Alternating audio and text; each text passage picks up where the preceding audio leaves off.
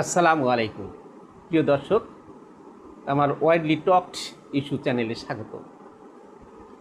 দীর্ঘদিন পর আমি এই চ্যানেলে আবার আলোচনায় আসছি।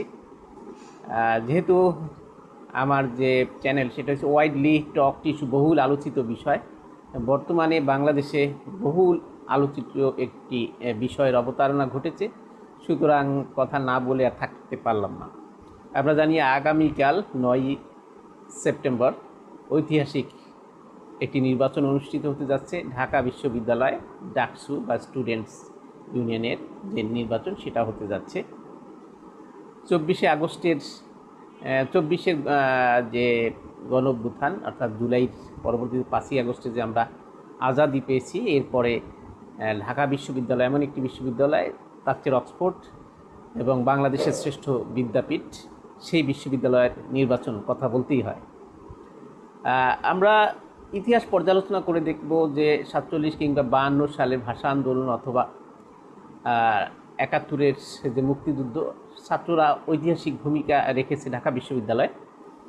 কিন্তু একটি বিষয় ঘাটতি রয়েছে, সেই ঢাকা বিশ্ববিদ্যালয় প্রতি অন্যায়ের বিরুদ্ধে দাঁড়াতে সক্ষম হয়েছে, এই কথা সত্য, কিন্তু তারা আসলে যে বিজয়ের পরে গঠনমূলক শক্তিশালী ভূমিকা রাখার ব্যাপারে কিছুটা ঘাটতি পরিলক্ষিত হয়। সেটা হচ্ছে, আমরা ওইভাবে বলতে পারি, স্বাধীনতা অর্জনের চেয়ে রক্ষা করা অনেক কঠিন।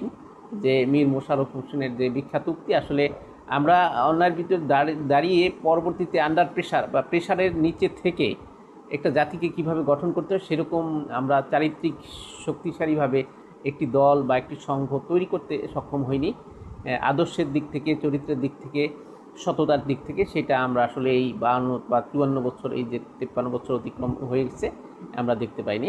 সেই প্রেক্ষাপটে যে 24-এর গণঅভ্যুত্থানের পরে যে মানুষের মনে আকাঙ্ক্ষা হচ্ছে যে বাংলাদেশ আর কতদিন এবার নেতৃত্বে তাদের আসা উচিত একটি সৎ, যোগ্য এবং ডাইভার্স পিপলের সাথে থেকে, অর্থাৎ বিভিন্ন জাতি, জাতি কিংবা ধর্মীয় যে ভেদাভেদ এর ভিতর থেকে সবাইকে মিলে, সেখানে নারী আছে, সেখানে ধর্মীয় হিজাবি নারী আছে, বা নন হিজাবি নারী আছে, সেখানে উপজাতি আছে, সেখানে বিভিন্ন বিশ্বাস আদর্শের সম্মিলন ঘটছে সারা বাংলাদেশ থেকে, বিভিন্ন সংস্কৃতির এখানে সম্মিলন ঘটেছে। এখানে সবাইকে নিয়ে একটি সুন্দর একাডেমিক ইউনিভার্সিটি প্রতিষ্ঠা করা যায় কীভাবে, এরকম নেতৃত্ব দেওয়ার মতো যোগ্যতা সম্পন্ন যদি ছেলেরা বা মেয়েরা যদি না আসে, তাহলে আসলে ওই আমরা বারবার দিয়ে অন্যায়ের বিপরীতে আমরা দাঁড়াতে পারি, কিন্তু পরবর্তীতে আমরা যে দেশ গঠন বা ভার্সিটি গঠন বা এই সমাজকে বিনির্মাণ, সেটা আমাদের পক্ষে আসলে সম্ভব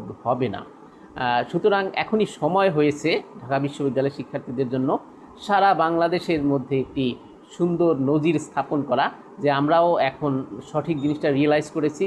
আমরা দীর্ঘদিন সময় নষ্ট করেছি জাতিকে ভেদাভেদ বিভক্ত করার, কেউ রাজাকার, কেউ বা স্বাধীনতা বিরোধী, কেউ পাকিস্তানপন্থী, কেউ ভারতপন্থী, নানা ধরনের অথবা নানা রকম ট্যাগ দিয়ে আমরা একটা অপরকে অন্ধকারে নিমজ্জিত করতে চেষ্টা করেছি, চারিত্রিকভাবে, বর্ণভাবে, মিডিয়ার মাধ্যমে, মিথ্যাচারের মাধ্যমে এই বিষয়গুলো আমরা করেছি। আর আমরা ভেবেছি যে পাশ্চাত্যের যে বিষয়গুলো করে সেটাই ভালো, অথচ আমাদের একটা ঐতিহ্য রয়েছে, আমাদের একটি ধর্মীয় বিশ্বাস রয়েছে, সেটা ইসলাম ধর্ম হোক, হিন্দু ধর্ম হোক, বা বৌদ্ধ ধর্ম হোক, বা খ্রিস্টান ধর্ম হোক, প্রত্যেকের একটা মূল্যবোধ রয়েছে। সেটার প্রতি আমরা নজরে না নিয়ে আমরা সেই যে মায়াজালে আটকে রয়েছি, বিদেশের কোনো অপসংস্কৃতি সব তুলে আমরা সংস্কৃতির ভিতরে ধারণ করতে চেয়েছি।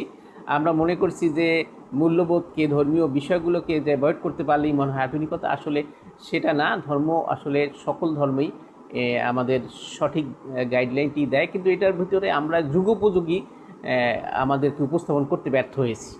এই ক্ষেত্রে এই ডাইভার্স পিপল, বিভিন্ন ধরনের ব্যক্তি, নারী পুরুষ, কো এডুকেশন, এই বাস্তবতা মেনে নিয়েই আন্দোলন করতে হয় এবং কাজ চালিয়ে যেতে হয়, এবং সততার যে প্র্যাকটিস সেটা কারা করেছে বেশি, এই বিষয়ে লক্ষ্য করেই আসলে ভোট দেওয়া উচিত, এবং সেটাই হয়তো করবে, এটা আমরা আশা করি। আগামী 9 যে সেপ্টেম্বর আসছে, সেই 9 সেপ্টেম্বর একটা ঐতিহাসিক ব্যাপার ঘটবে। বাংলাদেশ হয়তো আগামীতে সত্যিকারের নেতৃত্ব দিতে সক্ষম হবে কি না, এটা আমরা 9 সেপ্টেম্বরের ইলেকশনে, ডাকসু ইলেকশনে আমরা সেটা আশা করি প্রত্যক্ষ করতে পারবো। এখানে অবশ্যই সঠিক জিনিসটা বেরিয়ে আসবে। সত্যিকারের যেভাবে আমরা দেখছি যে সুন্দরভাবে নির্বাচনী পরিবেশ প্রতিকূলতার মধ্যেও সবাই রক্ষা করতে সক্ষম হয়েছে এবং নারীরা পুরুষেরা নারী শিক্ষার্থী এবং পুরুষ শিক্ষার্থী সকলেই সুন্দর একটা পরিবেশের মধ্যে দিয়ে অগ্রসর হয়েছে। অনেক ষড়যন্ত্রের মোকাবিলার ভিতরে তারা সিদ্ধান্ত নিতে পারবে বলে আমি দৃঢ় বিশ্বাস করি এবং সেই আশাবাদ ব্যক্ত করি যে সুন্দর একটি প্যানেল যেন নির্বাচিত হয়, সদস্য নির্বাচিত হয়, তার যোগ্যতা, সততা, তার বিভিন্ন মানুষের সাথে মিলেমিশে যে কাজ করার যোগ্যতা, সেইগুলো লক্ষ্য করে এবং আগামী একবিংশ শতাব্দীর যোগ্যতা, সততা সব কিছু যেন সেই বিষয়গুলো যে ফেস করতে পারে এমন যোগ্য নেতাকেই নির্বাচিত করা উচিত বলে আমি বিশ্বাস করি এবং শিক্ষার্থীরা সেই কাজটি করবে বলে দৃঢ় বিশ্বাস। সকলকে ধন্যবাদ। আসসালামু আলাইকুম ওয়া রাহমাতুল্লাহি ওয়া বারাকাতুহু।